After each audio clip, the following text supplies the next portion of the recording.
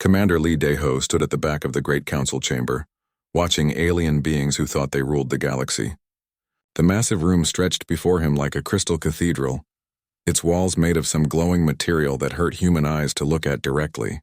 300 different species had representatives here, and every single one of them looked down on humanity. Lee Dae-ho wore his best uniform, but it looked simple next to the flowing robes and energy fields that other diplomats called clothing. His dark hair was cut short in military style, and his face showed no emotion as he listened to the aliens talk about humans like they were children playing with toys. "The humans think their metal ships are impressive," laughed High Arbiter Veltherix, a tall reptilian creature whose scales shifted colors when he spoke. "They still use chemical fuel and metal bullets. How primitive." Other council members made sounds that Lee Dae-ho had learned were alien laughter. The Zephyrians controlled the Federation's military forces, and Veltherix never let anyone forget it. His ships were made of living crystal that could bend space itself. Why would he worry about human technology? Ambassador Kim Sora sat in the human section, which was positioned far from the center of power. She was a small woman with intelligent eyes and the patience of someone who had spent years being ignored. When she tried to speak, the other ambassadors often pretended not to hear her. "The Devourer threat requires immediate attention," Kim Sora said, her voice carrying clearly through the chamber's translation system. "Our deep space monitors have detected massive energy signatures moving toward inhabited systems." Council Prime Ixandra floated above the central platform, a being of pure energy that had lived for thousands of years. When it spoke, its voice sounded like wind through metal. "Young species always fear what they do not understand.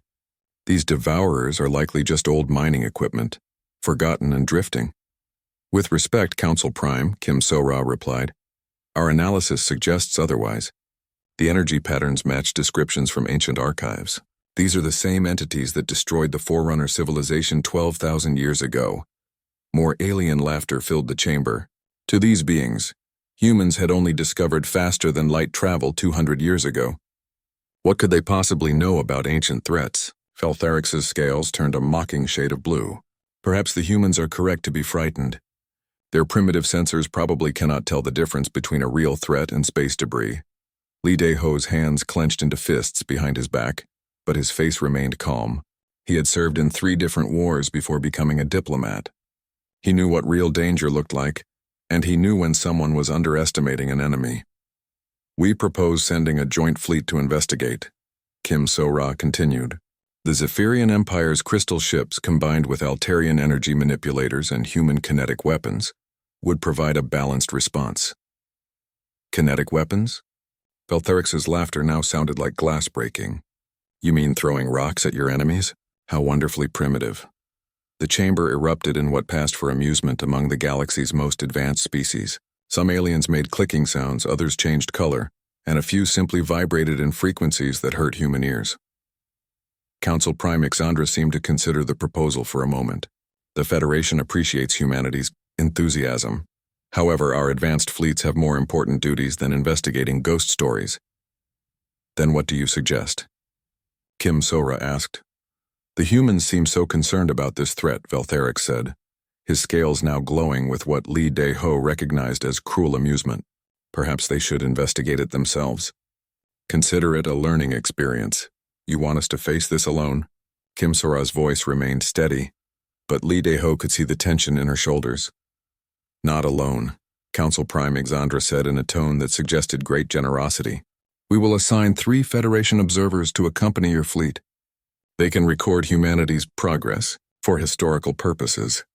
Lee Dae-ho understood what was really happening. The Federation was sending humans to die. They expected Earth's small fleet to serve as expendable scouts, gathering information about the threat before it reached worlds that mattered to the galactic community. "We accept the mission," Kim Sora said simply. The council members made their various sounds of approval. They thought they were very clever, sending the primitive humans to face unknown danger while keeping their own fleet safe in comfortable positions around core worlds. As the session ended, Lee Dae-ho approached Kim Sora. Other diplomats filed past them, some making comments about human bravery and human stupidity that the translation system faithfully converted into Korean. "They want us to be their cannon fodder," Lee Dae-ho said quietly. "I know, Kim So-ra replied. She activated a small device that would scramble listening equipment. But they're making a mistake. What do you mean? Kim So-ra smiled, and for the first time since arriving at the Federation capital, she looked genuinely pleased. They think they know what humanity is capable of. They've only seen our exploration ships and diplomatic vessels. They have no idea what Earth has been building in the outer systems. Lee Dae-ho raised an eyebrow. As a military attaché, he knew about some classified projects, but Kim So-ra's security clearance was higher than his. Send a coded message to Earth Command, Kim So-ra said. Authorization Omega 77. Tell them the Federation wants to see what humans can do when threatened. Tell them it's time to show the galaxy why we survived on a planet where everything tried to kill us. That night, Lee Dae-ho transmitted the message through quantum channels that the Federation couldn't monitor. The response came back within hours. Just 4 words that made him smile for the first time in months. Packages being prepared.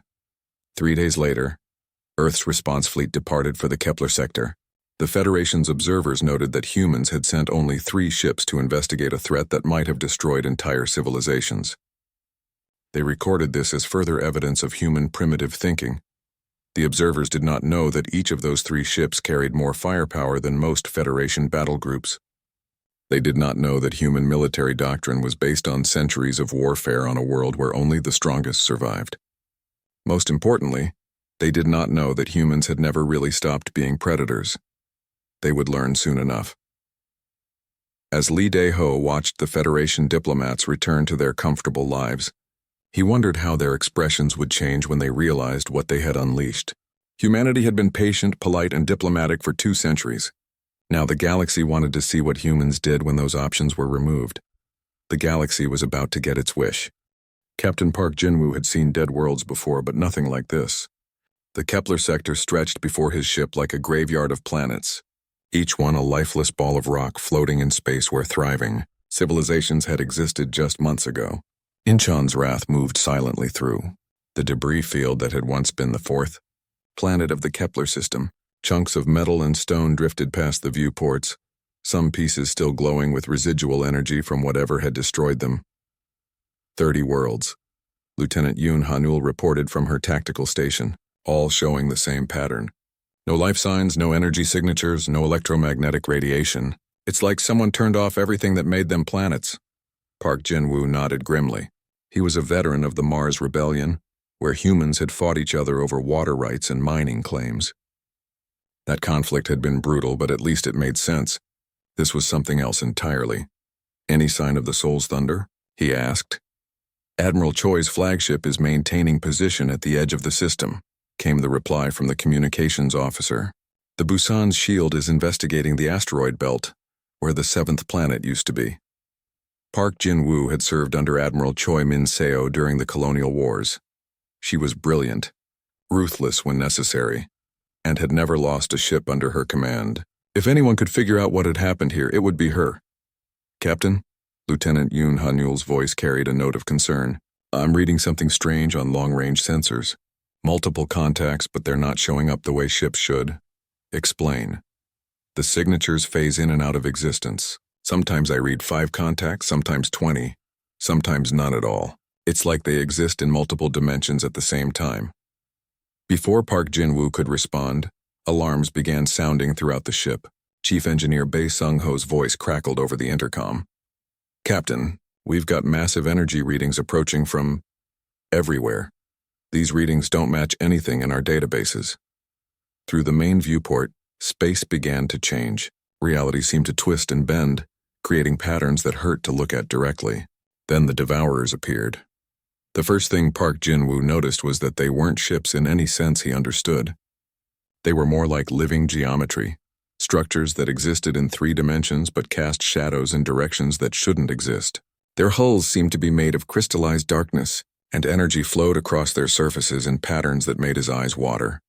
12 contacts, Lieutenant Yoon Hanul reported, her voice tight with professional control. No, wait. Now 15. Now 8. Captain, they keep changing. The largest Devourer vessel moved toward the Incheon's wrath with fluid grace. It was roughly the size of a Federation cruiser, but its shape constantly shifted. Sometimes it looked like a triangle, sometimes a sphere, sometimes like nothing Park Jin-woo had words for. "They're scanning us," the sensor officer reported. "Energy signatures unlike anything we've encountered. They're probing our shields, our hull composition, our weapon systems. All stations prepare for combat," Park Jin-woo ordered. "Activate kinetic barriers and charge the railguns." The Federation observers on the bridge exchanged what might have been amused glances.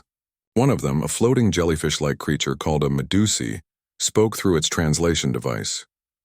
"Captain Park, surely you do not intend to fight with such primitive weapons. These beings appear to have technology far beyond current Federation standards." Park Jin-woo ignored the observer. "Lieutenant Yoon, target the largest vessel.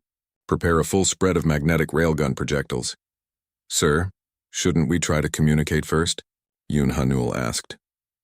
Before Park Jin-woo could answer, the Devourers attacked. The assault came without warning and without sound. Energy beams that seemed to cut through space itself lanced toward the human ships. The Inchin's wrath shuddered as exotic particles washed over its hull, trying to break down the molecular bonds that held the ship together. "Shields down to 60%, someone reported. "Hull integrity holding, but these weapons are unlike anything we've prepared for." Park Jin-woo watched as a Devourer beam struck a piece of debris floating nearby. The metal chunk simply ceased to exist, not destroyed or vaporized, but erased from reality as if it had never been there at all. "They're not just destroying matter," Lieutenant Yoon Hanul said, her voice filled with growing understanding. "They're consuming it, converting it into energy for their own use." "Return fire," Park Jin-woo ordered. "All railguns, maximum velocity." The Inchin's wrath shuddered as its magnetic rail cannons fired. Unlike the energy weapons favored by Federation ships, these were simple kinetic projectiles. Depleted uranium slugs accelerated to a significant fraction of light speed by powerful magnetic fields. The effect on the Devourers was immediate and shocking. The lead enemy vessel, which had been gliding forward with confidence, suddenly lurched to one side as a railgun projectile punched through what passed for its hull. Dark fluid began leaking from the wound, and the ship's reality-bending aura flickered like a damaged light. "Direct hit," Lieutenant Yoon Hanul reported, her voice filled with surprise. Their exotic defenses had no effect on the kinetic projectile. The Federation observers stared in amazement as primitive human weapons succeeded where advanced energy systems would have failed. The Medusi's tentacles writhed in what Park Jin-woo had learned was their equivalent of shock. "Impossible," it said. "Kinetic weapons are obsolete. No advanced species has used them for millennia." "Maybe that's why they work," Park Jin-woo replied, then keyed his communicator. "All ships, concentrate fire on the damaged vessel. Show them what happens when they underestimate humans." The battle that followed was brief but decisive. The Devourers, accustomed to facing enemies who relied on energy shields and exotic matter manipulation, found themselves helpless against simple physics. Railgun projectiles, nuclear warheads, and even old-fashioned explosive charges tore through their defenses. But the humans paid a price for their victory. The Busan's shield took heavy damage from Devourer reality-warping weapons, and several crew members were lost when a section of the ship simply stopped existing. When the last Devourer vessel retreated into whatever dimension it had come from, Park Jin-woo found himself staring at empty space and wondering what they had just faced. "Captain," Lieutenant Yoon Hanul said quietly, "I'm reading massive energy signatures approaching from deep space. Whatever we just fought, it was just a scouting force." Park Jin-woo activated his communication system. "Admiral Choi, this is Inchin's wrath. We've engaged the enemy and driven them off, but we're going to need reinforcements." "A lot of reinforcements." Admiral Choi's voice came back immediately. "Understood, Captain. I'm sending a priority message to the Federation Council requesting immediate support." The response from the Federation came 3 days later. Transmitted through official channels that every species could monitor, the message was brief and devastating in its casual dismissal. "Deal with the situation using your primitive methods. Core worlds have more pressing concerns." Park Jin-woo read the message twice, then looked up at the Federation observers on his bridge. The Medusi's tentacles had gone completely still, and the other aliens seemed to be trying to make themselves invisible. "Well," Park Jin-woo said calmly, "I guess that settles it." He opened a channel to Admiral Choi. "Ma'am, the Federation has made their position clear. What are your orders?" Admiral Choi's response would change the course of galactic history. "Captain Park, activate Protocol Omega. Send recall signals to every human ship, station, and colony in known space. It's time to remind the galaxy why Earth's children never learned to surrender. Admiral Choi Min-seo stood on the command deck of the Soul's Thunder and watched humanity come home. The rally point was an empty system 3 light-years from Earth, chosen because it had enough space for what was about to happen. For 2 weeks, ships had been arriving through hyperspace jumps, and each arrival made the Federation observers more nervous. First came the exploration vessels and colony ships that everyone knew about. Then came the merchant marine, cargo haulers converted for war with weapons bolted to their hulls. The Federation observers nodded knowingly at these ships. They looked exactly like what primitive humans should build. Then the real fleet arrived. General Kang Taejun's dreadnought Gwangju's Vengeance emerged from hyperspace like a metal mountain. It was twice the size of the largest Federation battleship, its hull bristling with weapons that no galactic treaty had ever needed to ban, because no one had been crazy enough to build them. "My God," whispered one of the Federation observers, a crystalline being whose body changed color with emotion. It was now a deep shade of what humans had learned meant fear. Admiral Choi smiled. "General Kang, welcome to the party." The general's image appeared on the main screen. He was an older man with scars on his face from the Titan mining wars, and his eyes held the hard look of someone who had spent his life preparing for exactly this moment. "Admiral, Earth Command sends its regards," General Kang said, "and instructions to show our galactic friends what humanity has been building while they laughed at us." More ships kept arriving. Battlecruisers from the outer colonies, their hulls black with stealth coating. Siege platforms that looked more like space stations than ships designed to crack open planets. Fast attack craft that moved like angry wasps. Too small for most alien sensors to track effectively. Dr. Lim Eun-jung arrived aboard a research vessel that looked harmless until the Federation observers realized it was carrying experimental weapons that violated several laws of physics. Commander Ryu Jae-sung brought 3 divisions of colonial marines, soldiers trained for boarding actions and close combat in environments where energy weapons were useless. "How many ships?" Admiral Choi asked her tactical officer. "Final count is 847 combat vessels, Admiral. Plus support ships, it's over 1,500 total." The Federation observers had gone very quiet. They were starting to understand that they had made a serious mistake in their assessment of human capabilities. Captain Oh Ye-jin's ship was the last to arrive, and it made everyone else nervous, including the humans. The Busan's Pride looked normal from the outside, but its sensor signature was completely wrong. It registered as being much more massive than its size suggested, and space seemed to bend slightly around its hull.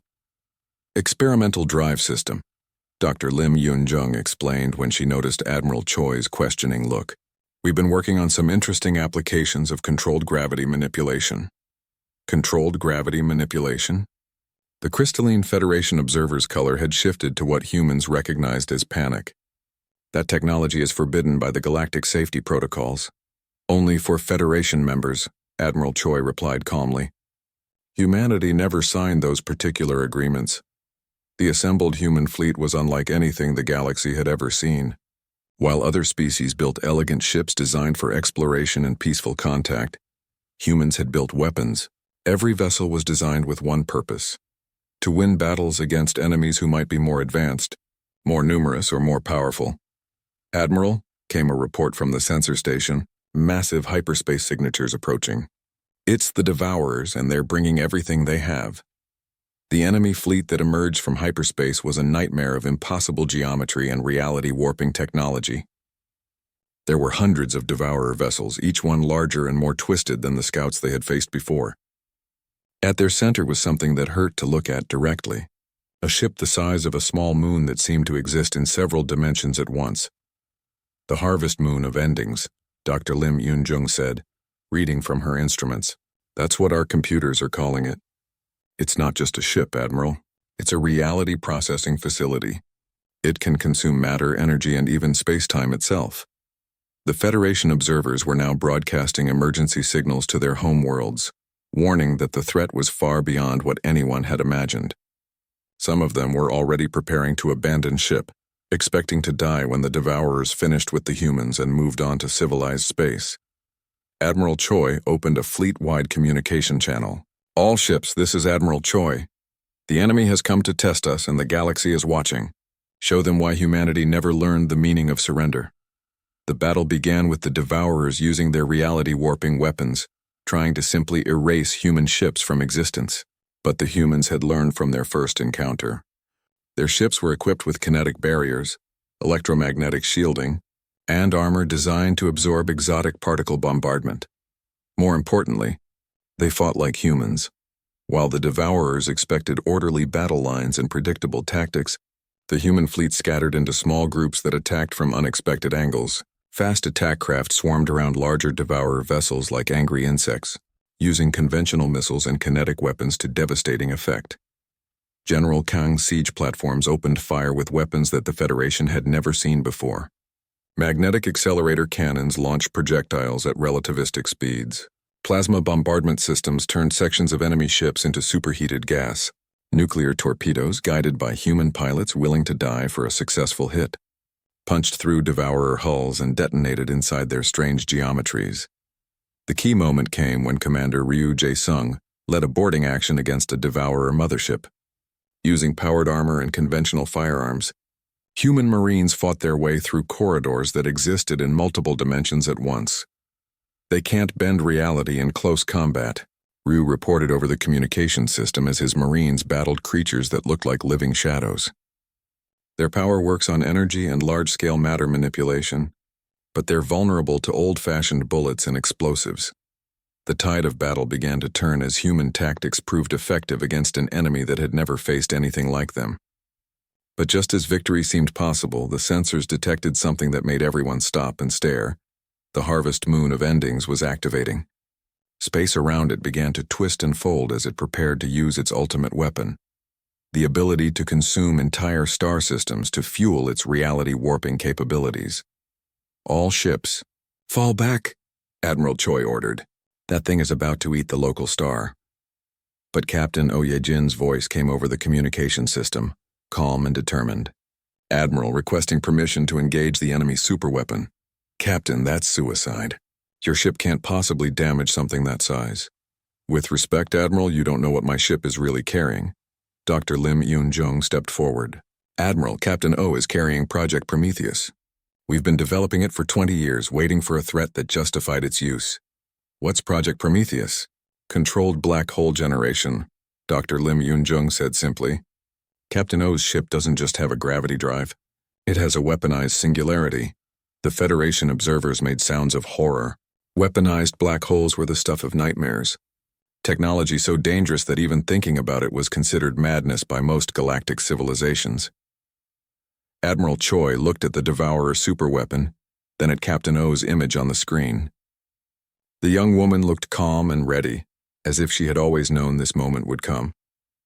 Do it, Admiral Choi said. As the Busan's Pride began its final approach to the harvest moon of endings, Captain O broadcast her last message to the fleet. Remember us not as heroes, but as humans who refused to kneel. The explosion that followed tore a hole in space-time itself. The explosion that destroyed the harvest moon of endings created a wound in space itself. Where Captain Oh Ye-jin's ship had detonated its weaponized black hole, reality flickered and twisted like broken glass. Stars disappeared and reappeared as gravity waves washed across the star system. Admiral Choi, Minseo gripped the command rail of the Soul's Thunder as her ship shook from the massive gravitational disturbance. Around her, the bridge crew worked frantically to keep the ship stable while space itself seemed to scream. Damage report, she called out when the shaking finally stopped.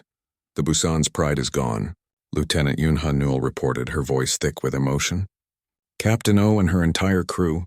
The Devourer superweapon took massive damage, but it's still partially intact. Most of their escort fleet survived. Through the main viewport, Admiral Choi could see the twisted remains of the harvest moon of endings.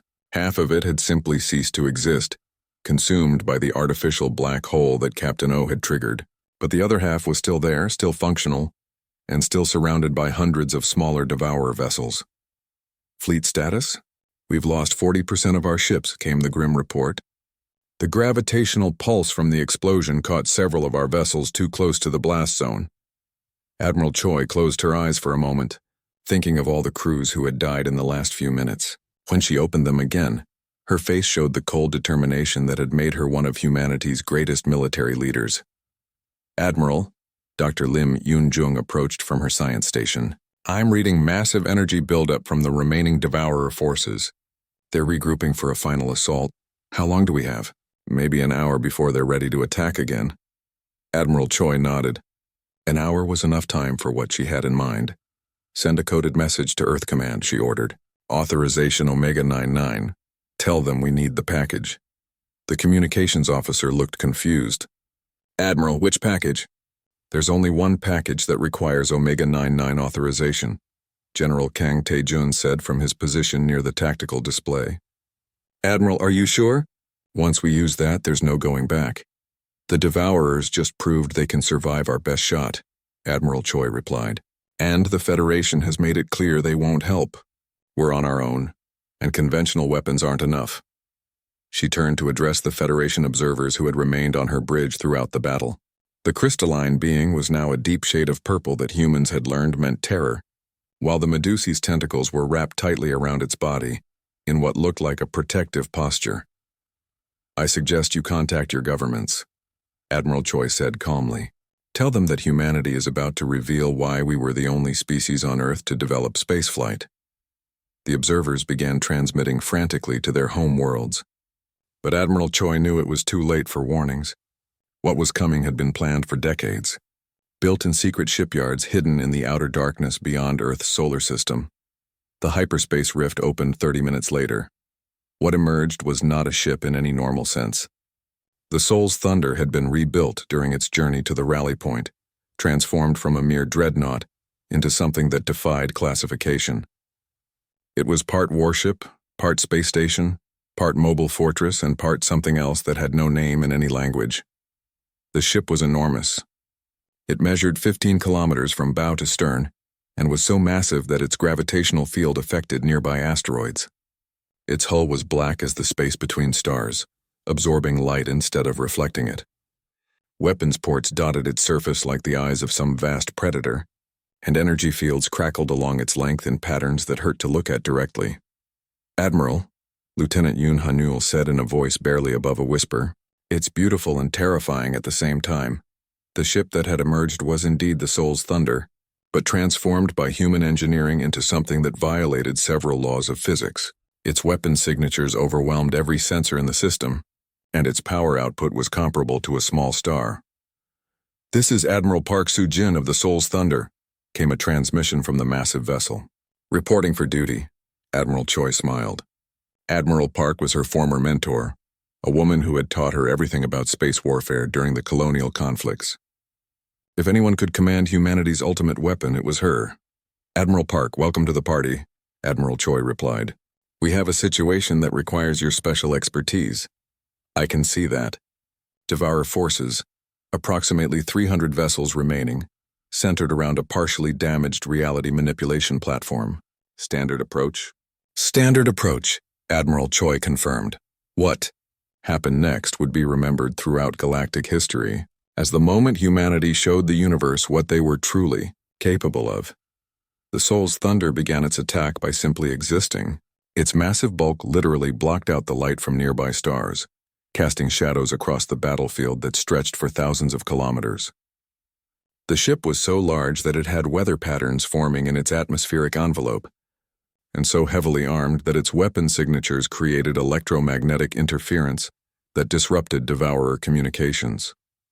The first salvo came from weapons that the Federation considered war crimes.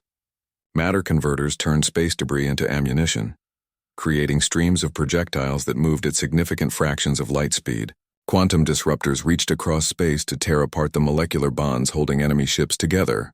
Time dilation fields slowed sections of the battlefield, trapping Devourer vessels in temporal prison where seconds stretched into hours.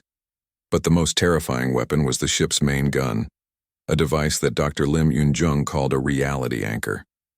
When it fired, it didn't just destroy targets. It imposed human physics on areas of space where the Devourers had been manipulating the laws of reality. The Devourers can't function in normal space, Dr. Lim Yoon-jung explained as they watched enemy vessels suddenly lose their ability to phase between dimensions. Their technology depends on bending reality. Take that away, and they're just organic matter in metal containers. The battle that followed was less a fight than a demonstration. The Soul's Thunder systematically dismantled Devourer ships with weapons that shouldn't exist, tactics that violated every rule of civilized warfare, and a ruthless efficiency that terrified even the humans watching it. Colonel Nam Hyun-soo led boarding parties into Devourer vessels that had been crippled by reality anchors. His Marines, equipped with weapons designed specifically for fighting reality-manipulating enemies, cleared ship after ship with mechanical precision. The climax came when the damaged Harvest Moon of Endings tried to retreat into hyperspace. The Soul's Thunder activated, something that Dr. Lim Yoon-jung called a dimensional lock, preventing any ship in the area from escaping to other planes of existence trapped in normal space and facing human weapons designed to work in normal space. The remaining Devourer forces found themselves completely outmatched. Their reality-warping abilities were useless, their dimensional phasing was blocked, and their exotic defenses offered no protection against simple, kinetic projectiles and nuclear explosives. The battle ended when Admiral Park opened a direct communication channel to the Devourer command consciousness. Speaking in perfectly translated binary code, she delivered humanity's ultimatum: leave this galaxy now, or we will show you why we are the only species that never knew peace. For the first time in their existence, the Devourers chose retreat over annihilation. The few surviving ships gathered around their damaged mothership and fled into the deep space between galaxies, carrying with them the knowledge that they had found a species even more dangerous than themselves. As the last Devourer signature disappeared from sensors, Admiral Choi looked around her bridge at the Federation observers. They were all transmitting frantically to their homeworlds, their communications filled with words like impossible and violation of natural law, and what have we awakened? Admiral, Lieutenant Yoon Hanul said quietly, we're receiving priority communications from the Federation Council. They want to speak with you immediately. Admiral Choi smiled. Tell them I'll be along shortly. I imagine they have a lot of questions. 3 months after the battle that saved the galaxy, Admiral Choi Min-seo walked into the Grand Council chamber wearing a new uniform. The silver stars on her shoulders marked her as Supreme Commander of Galactic Defense Forces, a position that had been created specifically for her. The same chamber that had once echoed with alien laughter at human primitiveness was now filled with uncomfortable silence. The 300 species that made up the Federation Council sat in their assigned places, but their attention was focused entirely on the small human woman who had just entered. Behind Admiral Choi walked Ambassador Kim So-ra, no longer relegated to the back sections reserved for minor species. Her new position at the central diplomatic platform reflected humanity's elevation to the Federation's highest councils. Commander Lee Dae-ho took his place at the military advisor station, directly beside the command platform where Council Prime Ixandra waited. The ancient energy being's usual confidence had been replaced by something that might have been nervousness. Admiral Choi, Council Prime Ixandra began, its voice lacking the dismissive tone it had once used for human concerns. The Federation welcomes your recommendations for our new defense protocols. Admiral Choi activated the holographic display that dominated the center of the chamber. What appeared was a 3-dimensional map of the galaxy, showing ship positions, patrol routes, and defensive installations that had been established over the past 3 months. The Devourer threat has been neutralized, Admiral Choi said, her voice carrying clearly through the translation systems. But our analysis indicates that they were just one of several potential threats from outside our galaxy. The Federation's previous defensive strategy was inadequate. High Arbiter Veltherix, the Zephyrian who had once mocked human technology, now sat with his scales a muted gray color that indicated submission. What changes do you propose, Admiral? Complete restructuring of galactic defense doctrine, Admiral Choi replied without hesitation. Federation fleets will be reorganized under human military command. All ships will be retrofitted with kinetic weapons and reality anchor technology. Combat training will focus on tactics developed during humanity's evolutionary conflicts. Murmurs rippled through the chamber. These were not suggestions being offered for consideration. They were requirements being imposed by the species that had just demonstrated its ability to destroy threats that could consume galaxies. The Zephyrian Empire's crystal ships will be modified for compatibility with human weapon systems, Admiral Choi continued. Altarian energy manipulators will be reassigned to support roles. The Medusi Council's telepathic networks will serve as communication relays for human command structures. Each statement was delivered with calm authority. The species that had once considered themselves the galaxy's military, powers were being reorganized into support roles for human strategies. Dr. Lim, Unjung stepped forward from her position with the human delegation. We have prepared technical specifications for upgrading Federation technology to human standards. This includes matter conversion systems, temporal manipulation devices, and controlled gravity weapons. The crystalline observer that had witnessed the battle against the Devourers began glowing with what humans recognized as distress. These technologies violate numerous galactic safety protocols. They were banned for good reason. They were banned because you were afraid of them, General Kang Tae-jun said bluntly. Humanity has been using them safely for decades. The difference is that we understand warfare. Admiral Choi gestured to another section of the holographic display, showing the outer rim of the galaxy where massive construction projects were underway. Defensive platforms are being established at all major hyperspace entry points. These will be equipped with reality anchor arrays and quantum interdiction fields to prevent future incursions by extra-galactic threats. Who will control these platforms?